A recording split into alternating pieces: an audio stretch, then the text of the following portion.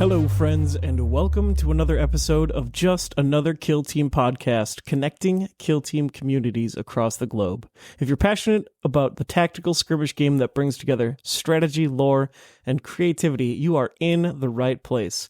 Don't forget to hit that like button, subscribe, and stay updated with our latest episodes. If you want to support the show, check out our Patreon. Your support means a lot to us. Follow us by using the social media links in the podcast description for all the latest news, and be sure to leave a review to let us know what you think.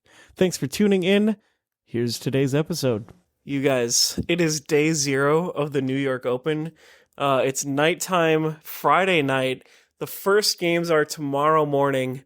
I'm here with the whole Twin Cities Kill Team crew, and we're gonna kick it off with a little "Who are you? What are you playing? And what do you think your record is going to be for the weekend?" Let's start with Doug, because he's just sitting right here. Well, howdy. This is Doug. I'm playing Brood Brothers. I think I'm thinking about a 2-3-1 record, pretty even, and I am most anticipating to have trouble with goremongers.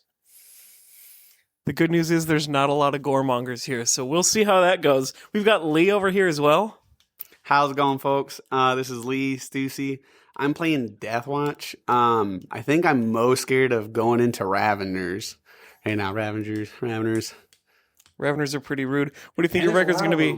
There's kind of a lot. Yeah, there's quite a few Raveners. I think there was 5 or 6. I think 6, something like that. Yeah. Yeah, quite a bit. I think the highest group, other than maybe Deathwatch. So.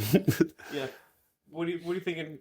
Oh, I think I'm probably gonna go 3-3 or 4-2. So. That's a good goal. Shoot for 4-2. Yeah. Hell yeah. We got Pierce over here. Hello, it's me. I am playing Phobos. I'm not really worried about any of the teams. I'll probably lose. So I'm going to go 1-5. You're going to do better than that. We'll see. I'm shooting for 2-3-1 also. I'm playing Mandrakes. Looking at this lineup, it's pretty spooky, but I know Mandrakes are pretty good. I just feel like I'm going to randomly lose one game for making one dumb mistake, because Mandrakes are very unforgiving, and then I'm going to play one perfectly and then roll bad and lose, and then I'm going to roll kind of bad and make a little mistake, and it's going to be a tie, so I'm also shooting for 2-3-1. We'll see. There's just so many Raveners and Deathwatch, and surprisingly Rekka Crew out of nowhere. Are people just excited for these changes that are coming to them that they're like, oh, I better get it in now? But everyone had to sign up before we even saw the leaks on the changes that are coming up. I think just Rekka Crews are cool. They're good, and they probably do a pretty good job of deleting Canoptic, which I think is people are talking about Canoptic and they're all like, oh man, that's spooky. Rekka Crew in general is just pretty scary. They just can dish out so much damage. Just stupid numbers. Real slappy boys, that lot. Well, yeah, we're going to check in again as things progress. So we'll see you in the next clip. You guys, it's the end of day 1. We've all played 3 games. We're back here in the same room with the same crew. What order did we do this yesterday? It was me, then... We start with Doug? Yeah. We'll start with Doug again. You start with yourself. That's true. No, didn't I go last? I don't recall. I think he went last. Oh, okay. It doesn't matter. We're going to start with Doug. All right. I played 3 wonderful games into Adam, George, and Will. I had Deathwatch twice. Going into a third time, I am currently for tomorrow, yes, and I am currently 1-2. So I think I have a good chance of getting the 2. 2-3-1 that I originally chose. I haven't run into Goremongers yet. Pretty low chance that I will, but I am scared to go into Raveners. Raveners is rude. Yeah. So what was the game you won? I won against Rekka Crew. I actually maxed that game out, and I don't know if that was good for me, but I had some great games, so I'm happy with it. Sick. We're jumping over to Lee now. Yeah. All 3 of my games have been incredibly fun. Every player I've played with so far has been phenomenal to play with. Super nice. My first game was against Felgor. I'm horrible with names, but you said it was he was a newer player. I started playing during Inquisition when they came out, and then this is his first big tournament, and he played really, really well. I got a really good 3-man torrent shot with the Horde Slayer against the Falgor, and it was detrimental to his whole setup. It pretty much. What's up? You win that one? I did end up winning that one. Yep. It was a pretty close game. I think I won it by 3 or 4 points. My second game was against Ravengers. This guy, I think his name was Jeffrey. Phenomenal player. Like he straight up just played better than me. I do 100% believe that. And then he had a couple of dice rolls that if they would have been in my favor, I would have had a much closer game. But just whiffing plasma shots, and then he just max crushing on melee and just destroyed my sergeant on something that he had no business destroying me on. What was it? What was the third game? Oh, my third game was against Nemclaw, and it was super fun game. We played it super cagey, and then when things started to get thick, I ran my Demolisher into his Skin Thief. And I rolled a 6, a 4, and 3 1s. And I couldn't and I had Ceaseless and Balance on that, and I couldn't reroll the 3 1s. I ended up surviving that combat and went to fight again, and again rolled 2 normals and 3 1s. Yeah, for anyone that doesn't know, Nemesis Claw turns off your ability to reroll once. So I got destroyed that one. It was funny though, the Disruptor finally just came out because I was like, I need to start. I hadn't killed a single operative on his team yet. Now I had 1 guy left, and my Disruptor jumped down there, and he on his activation killed a guy, ran down, killed another guy, and then on counteract killed another guy. Going off, So killing them all. just went off. Damn. That's great. We got Pierce over here. Got a triple kill. Triple kill on the Disruptor of all Space Marines. He's a Phobos Marine. He was He's mad a 'cause I put him straight up killer. on the top level. A And straight he was just like didn't get to do anything until he's just like Ugly. killer. Speaking of Phobos Marines, we got Pierce over here. Yes, it's me again. I beat my prediction. I am 2 wins, 1 tie. I had 3. I think everyone so far has had 3 pretty awesome games. Played Will, Nestor, and my last game was against Eli. We were on the stream, which was pretty cool. Lots of violence in all the games, all really low scoring, but I was able to eke out 2 of them. Played Deathwatch, Canoptic, and my last game was against Angels of Death. Angels of Death. And we both did a lot of killing. Teams were killed. They were. I ended up going 2 wins and a tie as well. So joining this big ass bracket, there's 7 people that are 2 wins and a tie right now, and then 2 undefeated, which is the Vox This is Scream crazy. Cats. Not supposed to have ties in this new season. That's not Yeah, how what the it heck, works. ties in this economy? I would never. yeah, it's kind of crazy. There's 7 people tied right now for third. Yeah. Yeah, so now I've got Nestor for tomorrow, who's playing Canoptic, which is going to be really, really rough for Mandrakes. I kind of just skated my way into, like, off-meta games for the whole thing.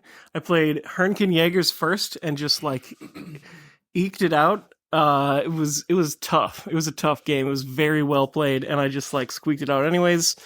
My second game was the Aquilons, which was another just super, super close. Looked like I was cooked until I just killed 3 dudes in a blast and then cleaned up the rest of the room with the Chooser of the Flesh. And then my last game was against Sanctifiers. All 3 of these were on Tomb World, which I hate because it's the worst for Mandrakes. And I mean, I guess it worked out fine because that was the one that I tied. But it's tough, and I really want to get more Volcus tomorrow, hopefully. Yeah, Sanctifiers are tough. All that damage reduction is bananas. We could try to remember what we had, because we set up the tables. Oh, that's right. What was number 9? Who? Yeah. What was number 15? I don't remember. We'll figure this out offline. Anyways, tomorrow we'll get the final results. I think Doug's going to roll out of here before we record the next clip. But That's true. I could phone in. He'll- But yeah, I'm excited to see what kinds of crazy plays happen tomorrow. Like, I got a triple blast twice my first game. I don't know if that's ever going to happen again against Rekkas. yeah. But yeah, Yeah, that was one thing. I had a recurring theme of on turn 3 having a big blast, and that happened in every single one of my games. yeah. Okay, one more question. We're gonna go around again. What was the coolest play or the biggest lesson learned? Choose one of those and answer that. Yeah, I'll choose lesson learned since I just talked about a play, and I'll say being aggressive with Brood Brothers is a strategy that I need to focus on. I think there were a few opportunities where I could have gotten a charge, and I was scared, and just sacrifice a model to do like 10 wounds with my commander, for example. I think that would have been something to take forward in the next game against Deathwatch. Yeah, send more violence. What about you, Lee? Yeah, I think just the Horde Slayer getting 3 shots on 3 Falgor, turning point 2, top of it, just like felt really good. I've been told that the Horde Slayer is pretty good, and this is the first game where I actually felt like he got to do something. And he also punched Falgor in the face, and killed him. So he's great. Doing work. So all those Horde Slayer haters out there, hold your horses. That's right. Pierce?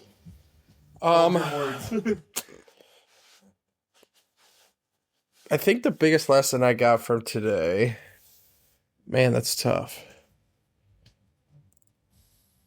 It's just keep remembering sequencing, like making sure when you think of how you want the turn to go for you, that you don't let things like change that too much. Don't be so reactionary to what the other team does. Obviously, if you need to adapt, but if you have a good plan, stick to it, and don't let their actions get you off track.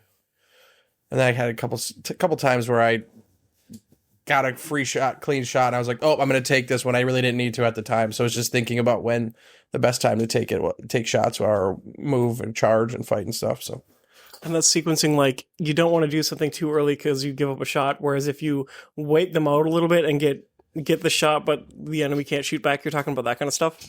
Yeah, where, an expended operative, you don't need to jump on them right away and kill them, right? You have time because they're expended, they're not going anywhere. So making sure you're doing the other actions you want and killing the other ops that are, still ready, instead of jumping on that opportunity when you don't really need to. Yeah, that's super true. I think for me, the big lesson, the big takeaway, because I think in all 3 of the games, I was like having a rough time in turn 2. Just like average dice on Mandrakes is just a bad time. It's not good enough. You need good dice, and dice don't do that.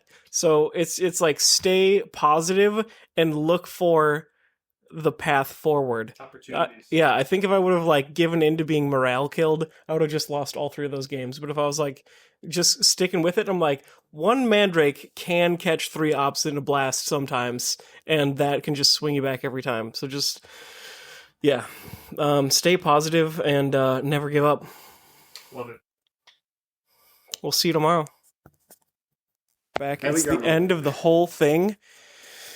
We're going to try to do the same order again. What do we do, Doug first? I think so. I'm sure we'll remember. My final record is a little bit better than what I thought it would be. I went 3-2-1, so I'm pretty happy. Positive is a positive. I had 3 exciting games today. What did I do? I'm trying to remember. I went into Legionary today, and I went into Canoptic Circle, and my last game against Raheem from Chicago was against Ravners, and that was really fun. The last 2 games were nail biters. Canoptic, I actually took the Patriarch for Brood Bros, which was a wild choice. Yes, Canoptic. Did you regret it or did you love it? I loved it, and I was scared. I'm not gonna lie, but I wasn't gonna be a coward today, and I was like, let's freaking go. I had got 2 ping pong charges, and I ended up killing the Canoptic Leader, which my opponent said never happened to them in their life. So I feel pretty happy about that, just as a moral victory, but I won the game, so I'm pretty happy. That's huge. Did you win the other 2? I tied against Raheem, and I beat Legionary.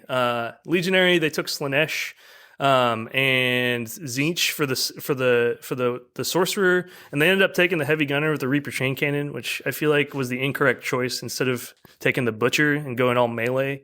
Just seeing Jason play all Corn Legionary, I know what they can do. My models are like mostly 7 wounds, so like I'm just cooked if they do that. I have to play very defensively around Legionary Corn, so I feel like that kind of helped me out. Huge. Yeah. Did you have the biggest lesson? Oh man, the biggest lesson. I mean, I feel like every game I learned something new, and playing against so many like 5 model teams, I think I learned how to play aggressively into them and just play around them as Brood Brothers. And just like I took Envoy every time, because when you activate people, like even into Canoptic Circle, you can just guarantee that you're going to get it by activating the Envoy last, or you can use the what's it called? The free dash Insidious ploy to also get into their territory. Just Which I've done. unexpectedly. Yep. All right. That's it for me. What do we do next, Lee? Yeah. Lee, well, you got 3 games today. What were they, and which ones did you win? Yeah, so I ended up going 2-4 over the weekend, the opposite of what I was trying to go for. But first game was into Goremongers. I learned a lot that game. It was also on a Vulcus map that was really dense. I actually played on that map twice today. They just he played super aggressive. I had a couple of dice rolls that didn't go really my way, and he ended up kind of just taking it. He's coming right now. He learned a lot playing Deathwatch. It was great against Goremongers. It was super fun. I learned I pretty much needed to play more aggressive and try to play on that midpoint. I found out I was kind of playing too spread out and not really together as much. Then my second game was against Nemclaw, and that one went a little bit better. It was on Tomb World, and I kind of just staged up. I played more shooting and kind of played back, kind of the opposite of what I was just saying I needed to do. And I just went on guard a lot, made it impossible for him to get a shot back on me because for him to take a shot, he would then get shot by my marksman. And if he moved up with anybody, he was within charge range of my sergeant. So he, the best part about that game though, we were going back and forth. It ended up being really, really tight. But we were going to throw a stun. Do we want to just move? Over this way. Okay. Yeah, so it sounds like you had a nice little defensive network. Yep. So I was going very defensive. I ended up getting the churning point. We were pretty much neck and neck on the top of turning point 4. I ended up getting the initiative, and he had one guy on the middle point, and I disrupted him with my disruptor. And I went to go activate my marksman because my marksman was going to run up and try to shoot him in the face and try to kill him. It was my idea, and he kind of saw that too. And so he Vox screamed him. Well, then I had my disruptor kind of right behind him. And so I had my disruptor run up, move dash, and I threw a stun grenade at him, causing him to be 2 APL. And then I ended up actually just taking the 2 victory points off that. So I ended up just winning that game by 1 point. Watch stun grenade. Yeah, the guy was completely mind blown. He's like, I never even saw that. And he's like, I was like, to be honest, I didn't see it until the very last minute. So works out. Then my third game was against Rekka Crew. I was really worried about that. I do think that they're probably one of the worst matchups for Deathwatch. I agree. It was the Tomb World again, so I was kind of happy about that. It was the one where they have the tunnel in the center. I ended up just kind of getting my I put a barricade kind of right on into the entry of the hall, and I parked my marksman there and put him on track target. And he just never had an opportunity to get into the hall. Anytime he did, he just got blasted. And then I had my sergeant kind of right around the corner. And then when things were clear, I had my sergeant move up. And when I knew he wasn't going to be able to get a shot, and then my sergeant actually ended up charging another guy on his side. And then in the meantime, my breacher and Blade Master were on the far end, and they kind of just cut through. I ended up losing my disruptor turn 1 right away, or turning point 2 right away because he parked by the door. But I ended up completely clearing out that one half of the board, and the guy I was playing against didn't think he was going to get it. But when I was playing Orb, I couldn't play for the mission at all. I actually tried to, and I lost my marksman for it. And then I just kind of gave me a step back. I could have gone for a really risky play and try to fight a guy with Brutal, and then try to take an injured shot at the other guy because he had Plant Banner. He actually hadn't Plant Bannered the entire game because he was stuck in that one room on the other side. And I decided to go for a little bit riskier play, and because he had another guy that was out, I wanted to shoot him And my shot ended up just whiffing. And so I ended up having to do 2 shots on that guy. But my plan was to kind of just, because he only had 4 health. So I was like, just kill that guy, move into a situation in which I can protect my sergeant from any other fire, and end up not being able to do that because of that. And so he was able to just charge my guy, fight him, kill him, plant banner, and he got orb. So he ended up getting 3 victory points, and I got 2 because I actually took Envoy that time, which actually worked out really well. And if I were on the risky play, I think I would have tied, but hindsight's 2020. Yeah.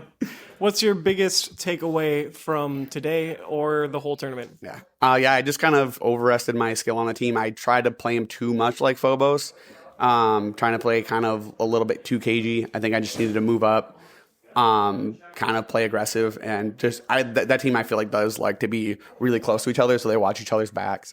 Because at the end of the day, no, I don't think any other team wants to do that. And if they don't, then you can take your 5 guys will take on easily any half of anybody else's team. So you just end up completely destroying half the board. Just put all your eggs in that one basket. Yeah, just drown them in Death Watch. But yeah, I had fun. Super great weekend. Like I said, just learned a lot. I kind of wish I was playing Phobos so I could practice for Worlds, but because you're going to play Phobos at Worlds. I do plan on doing that. But now let's see what Pierce wants to do. So. Speaking of which, Pierce was playing Phobos all weekend, and he won his golden ticket. Let's hop over to Pierce. You had 3 games today. Yeah, today was pretty awesome. Unfortunately, I had to start the day playing Jason. Originally, it was someone else, and then we all got mixed up and rematched. Jason and I played a pretty intense game. Yep. He made one mistake early on that kind of cost him, and it was pretty easy for me to jump on that. So it kind of feels bad because it was an easy thing that he probably wouldn't have missed 99% of the time. But really fun game. He totally destroyed me in one of our practice games. And I realized when you're playing Mandrakes, there's 0 way to stop them from torpedo killing you. So you might as well just be aggressive and get in their face so that you can respond to other operatives after that happens. So kept that in mind. That helped out a lot. Second game was against George from Vox Scream. He was playing Deathwatch. I was playing Phobos, obviously. In that one, I kind of had a plan to put my Reaver up on Vantage and just dive the nearest operative I could get to. Did that, took out his Blade Master, which kind of got me ahead, and he kind of got flustered from that one. Ended up moving some guys around. I was able to pick them apart kind of slowly. Phobos, I think, has really good play into Deathwatch. They are pretty identical in almost everything, except for you have one more guy. So it really helps into a matchup like Deathwatch. That was a really fun game. Then finally played in the kind of championship game against Evie. She was phenomenal. She had everything thought out. Had an idea of everything I was going to do before it felt like I even knew I was going to do it. I think Canoptic is just so hard to beat. If you want to beat them on Tomb World specifically, and that map I was on, you really just have to fight for points. Just do the minimum to get points and grind it out, and I didn't do that. I think next time when I go against them, that's like something I want to think about. It's really tough because learning from Jason and playing Phobos, you want to be aggressive and get out there and kill, and I didn't do that. I also should have took more Reavers so that my knives were way stronger and I was killing things like the Tomb Crawler that I charged and whiffed on. So regret that a bit. But overall, this weekend was amazing. Played every single game I played was phenomenal. Every person I went against was just great. We had that tournament feel, but I was more than happy to give takebacks on things that really didn't affect. As long as dice weren't rolled, we were giving takebacks and I was letting people fix mistakes. Like, just good vibes all around. Yeah. Great tournament, great venue. I've never been to New York, and New York is pretty sweet. We've just been walking the streets, enjoying everything we can in the time between, and hopefully tonight we can find another sweet spot to sit down and eat. Yeah. And that's all I got. Sweet. And yeah, for anyone that didn't check, in case we didn't already mention it, Pierce was 4 wins, a tie, and 1 loss at the very end right there. I ended up going 3-2-1 as well with the Mandrakes. 3 wins, 2 losses, and a tie. Where today, just like Pierce said, the opening game we played, and my whole plan was I was going to teleport to the high ground and use Super Conceal.